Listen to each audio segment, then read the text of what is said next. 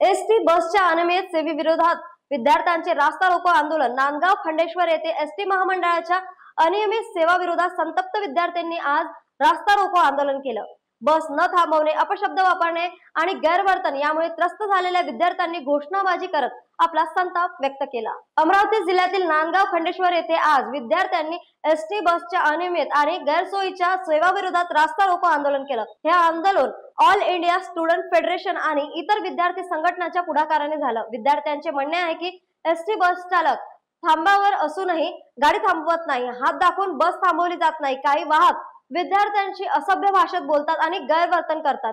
या बेजबाबदार वागणीमुळे विद्यार्थ्यांना दररोज त्रास सहन करावा लागतो। काही विद्यार्थ्यांनी सांगितले की बसचा वेग अचानक वाढल्याने अपघात होण्याची शक्यता देखील निर्माण होते। यामुळे विद्यार्थी वर्गात भीतीचे वातावरण आहे। प्रशासनाच्या दुर्लक्षामुळे विद्यार्थी संतप्त झाले असून त्यांनी जोरदार घोषणाबाजी करून प्रशासनाचे लक्ष वेधले। आंदोलनानंतर पोलीस घटनास्थळी धाव घेतली आणि विद्यार्थ्यांच्या तक्रारी ऐकून घेतल्या।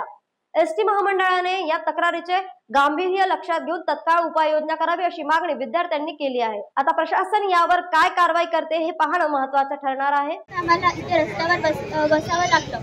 बस येतात तेव्हा विद्यार्थी हात दाखवतात, तरी बसची स्पीड कमी केली जाते। जेव्हा बसमध्ये विद्यार्थी चढतात तेव्हा बस अचानक त्याची स्पीड वाढवते, म्हणून आम्हाला हे आंदोलन करण्यास भाग पडले।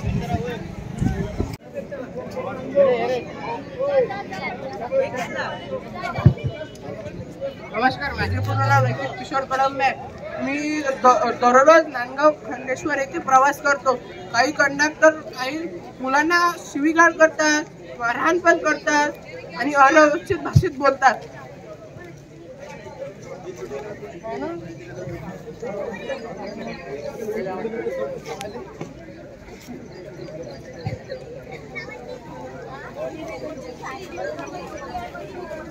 माझे नाव तुषार मधुकर कोठाळे आहे। नांदगाव हायस्कूल नांदगाव खंडेश्वर इथला विद्यार्थी। मी बसने रोज येणं जाणं करतो।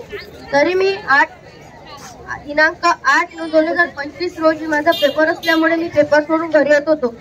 तेवढ्यात किनवट अमरावती ही गाडी आली। किनवट अमरावती गाडीला स्टॉप असून सुद्धा ते स्टॉपने असे सांगितले व ते गाडी निघून गेली आणि नंतर आम्हाला अर्धा एक घंटा तिथेच थांबावे लागले। तरी जे वाहक चालक असे म्हणतात की बस स्टॉपने त्यांच्यावर कारवाई व्हावी ही माझी विनंती आहे।